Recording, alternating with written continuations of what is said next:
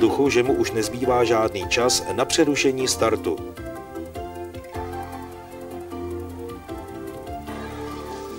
Tak co?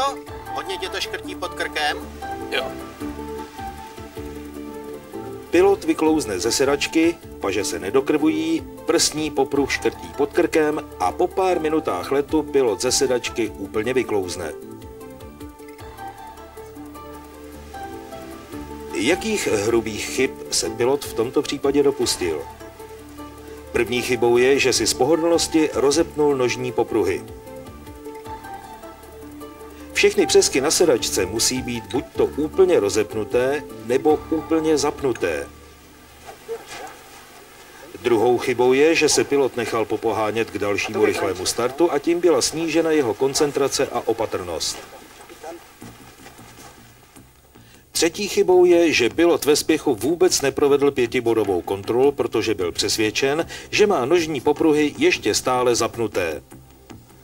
Jak se dá teď ještě katastrofě zabránit? Jestliže pilot cítí, že není něco v pořádku, musí start okamžitě přerušit. V případě, že není možno start už přerušit, musí se pilot pokusit okamžitě přistát bokem na svahu. Dokonce přistání na strom je daleko menším zlem než vypadnutí ze sedačky. Pokud nelze využít žádný z předchozích způsobů, zůstává poslední šance. Řešením zaletu je výmyk.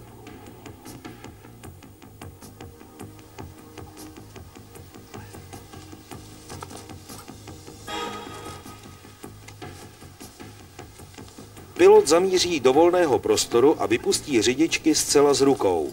Opře se dlaněmi zezadu o popruhy padákového kluzáku a vyšvihne nohy vzhůru jako při výmyku. Zahákne nohy za popruhy padákového kluzáku a tím odlehčí spodní část sedačky a tu oběma rukama popotáhne vpřed a zasune pod sebe. Usadí se v sedačce a provede případné korekce směru letu a poté zapne nožní popruhy. Ještě jednou si zopakujme 4 nejdůležitější fáze tohoto záchranného manévru. Za prvé, rukama se opřít zezadu o popruhy padákového kluzáku. Ulehčí nám to vyšvihnutí nohou vzhůru a nijak to neovlivní chování padáku. Za druhé, nohy zaháknout za popruhy padáku a odlehčit spodní část sedačky. Za třetí, nyní oběma rukama zasunout sedačku pod sebe. Za čtvrté, zapnout nožní popruhy. Doporučujeme tento manévr vyzkoušet například v tělocvičně.